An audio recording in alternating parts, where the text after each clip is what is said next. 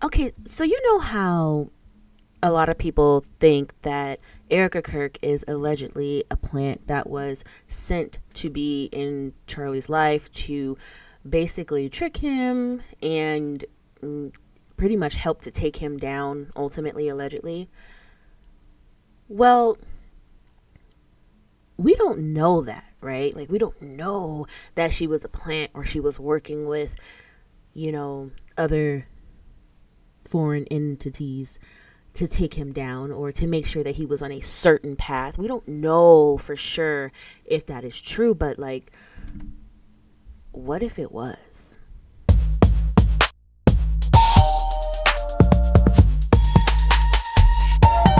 What's up, everybody, and welcome to another episode of In Cahoots Podcast. My name is Nikki. Today, we're going to take kind of a little dive into Erika's past relationships like we've done before, but not for the reason you might think. The reason that I want to do this is because with everybody thinking that Erika Kirk was basically planted in Charlie's life for a reason that may not have been for love, what if it was a situation as to where she completely groomed her own self? She groomed herself.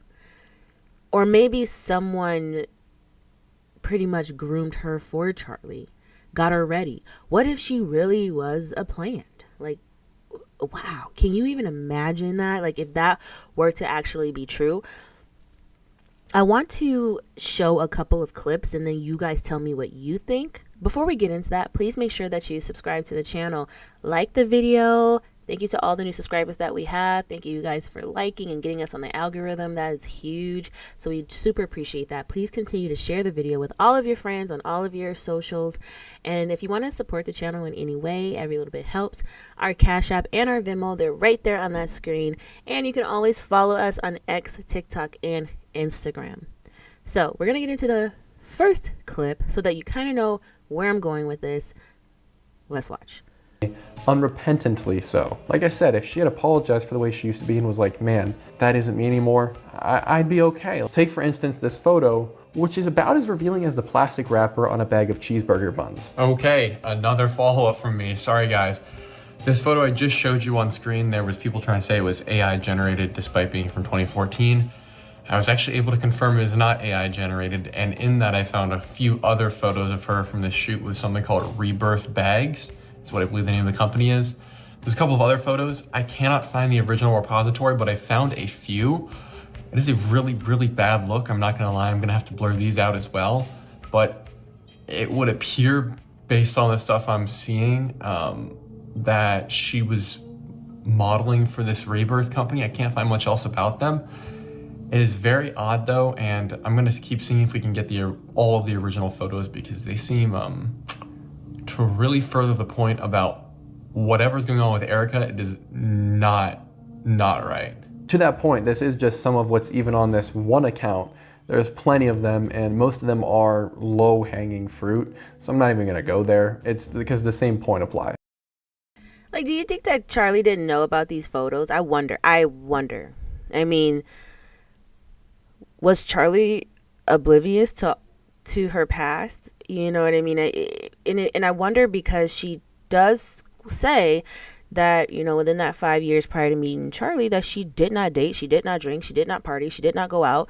So, I mean, when you see things like this, it's, I don't mean to sound judgy or anything, but like when you see things like this, it just makes you wonder, like, what did he know? Like, what if he did know and he just was just like, okay, well, that's your past and that's your past. Just don't pose bare, almost nude anymore. Like, I don't know. What do you guys think? Do you think that maybe he like had to have known about all of this? She has an extensive past. If Charlie was so brilliant, like everybody is saying that he was so brilliant, how would it be that he was just so completely oblivious to this, to her past? I don't know. I kind of have a hard time believing that he didn't know about it. But if he didn't know, like, wow, that maybe,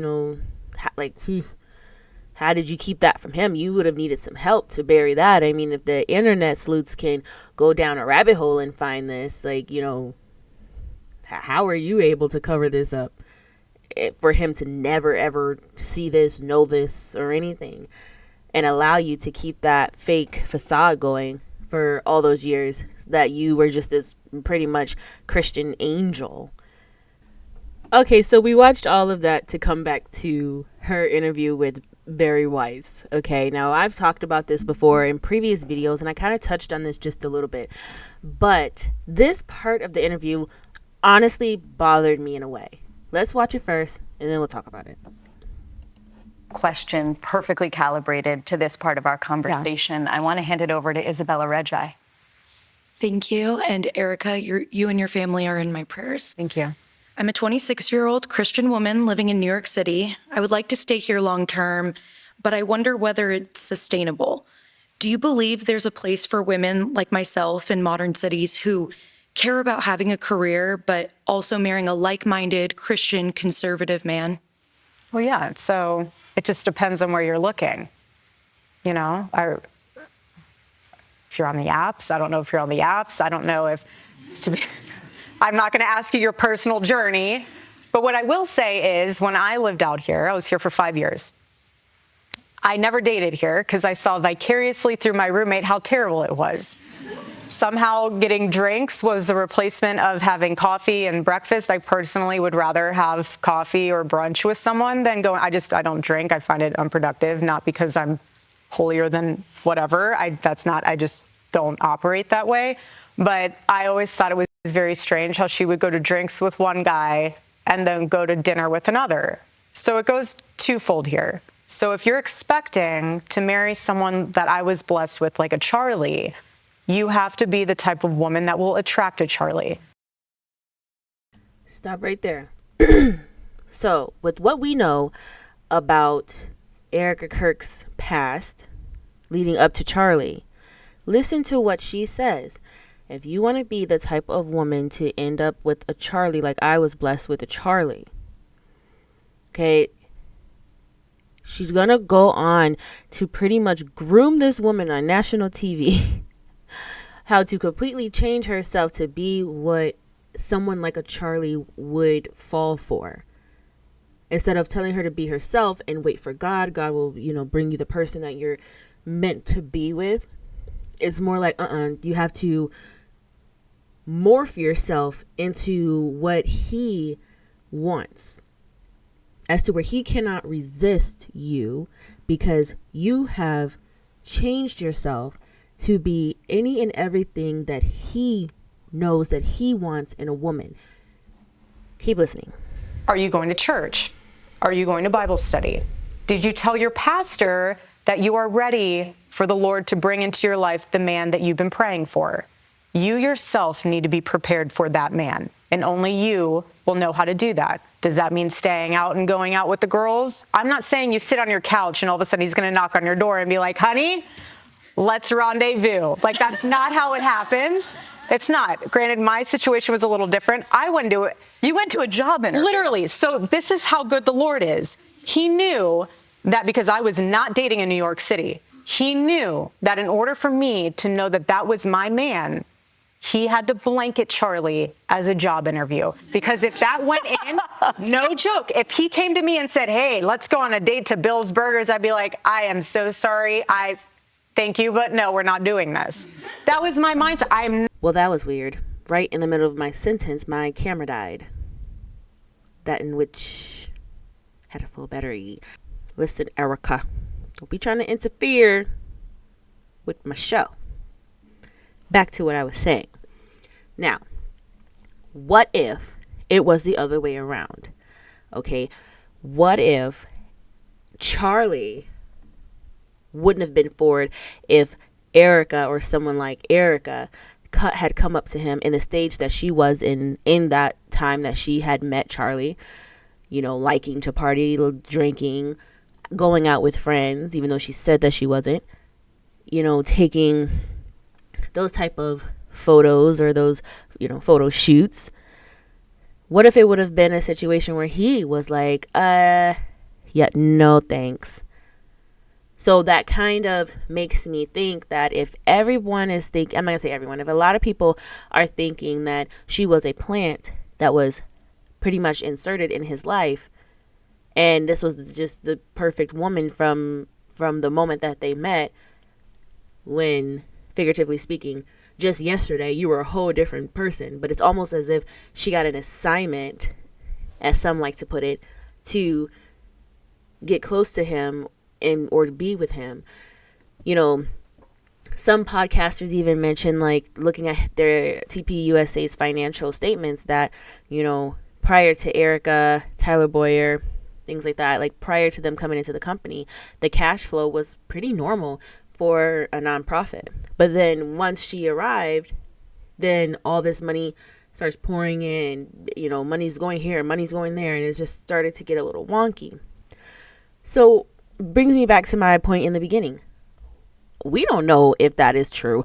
We don't know if Erika Kirk is some type of spy or if she was a plant. But, like, what if? Because what she's telling this woman is basically just, in my opinion, it's just like this guide of how to just go catch what you want or what you should have right then and there. And like I said, I just feel like if you're praying to God, if you're going to your pastor, telling him, you know, I'm ready to meet the one, or you're praying to God and you're saying, God, just bless me with the right man in my life, you trust God to do that, you know. And if there are things that the Lord leads you to change about yourself, you will do that. But it almost seems like it happened overnight. Like, we have proof of you doing this one moment, and then soon you meet Charlie and you've never even done that before. I mean, I don't know. What if that were true? Don't get me wrong. I get what she's saying.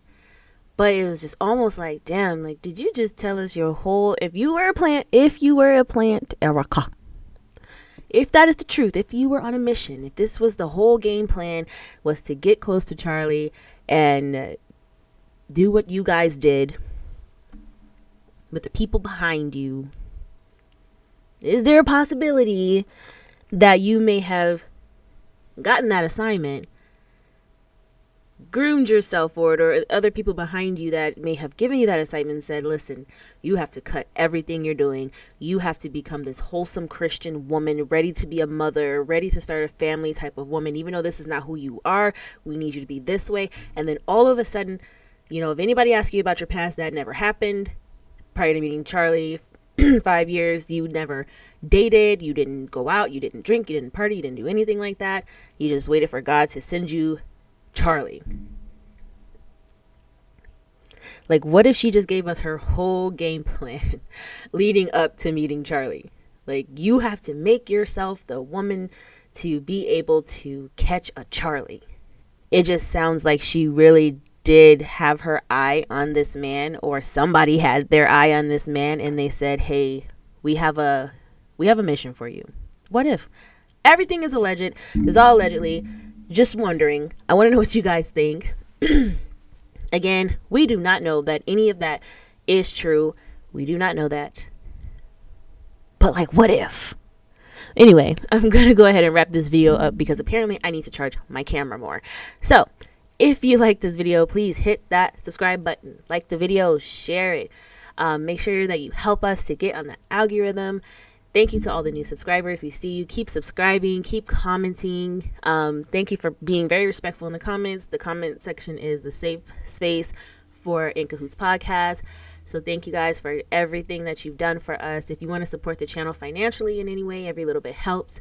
Our Cash App and our Venmo, they're right there on that screen. So be sure to also follow us on our socials, which are X, TikTok, and Instagram.